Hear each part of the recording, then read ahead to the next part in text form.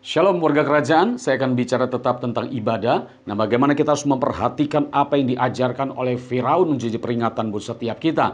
Nah, apa yang diajarkan oleh Firaun untuk menghalangi orang percaya untuk datang beribadah? Perhatikan, kita buka Keluaran pasal yang ke-10 ayat 24 sampai 25. Dikatakan begini, lalu Firaun memanggil Musa serta berkata, pergilah beribadahlah kepada Tuhan, hanya kambing dombamu dan lembu sapimu harus ditinggalkan. Juga anak-anakmu boleh turut beserta kamu.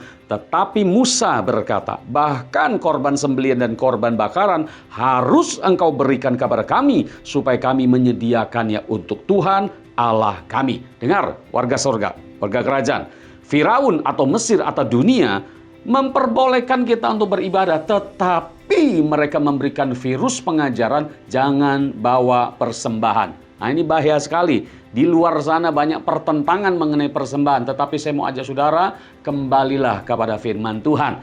Nah, kenapa kita harus membawa persembahan di dalam ibadah?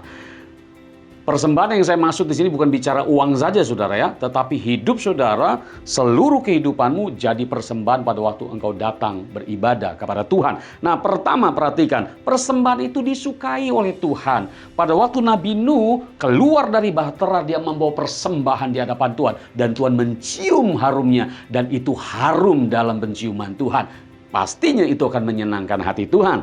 Nah, yang kedua, kenapa kita harus membawa persembahan? Supaya ada persediaan di dalam rumah Tuhan untuk dipergunakan, dipakai untuk hormat kemuliaan bagi nama Tuhan dan menegakkan kerajaannya, saudara. Nah, itu saudara boleh baca dalam Maleakhi 3 ayat 10 dikatakan, biarlah rumah Tuhan itu menjadi tempat perbendaharaan. Nah, membawa persembahan sedianya bukan untuk memperkaya pendeta, saudara. Tapi bawa persembahanmu ke rumah Tuhan supaya kerajaan Allah semakin ditegakkan melalui rumah Tuhan. Yang ketiga, alasan untuk kenapa kita bawa persembahan dalam beribadah ke rumah Tuhan adalah itu adalah salah satu cara Tuhan untuk memberkati saudara.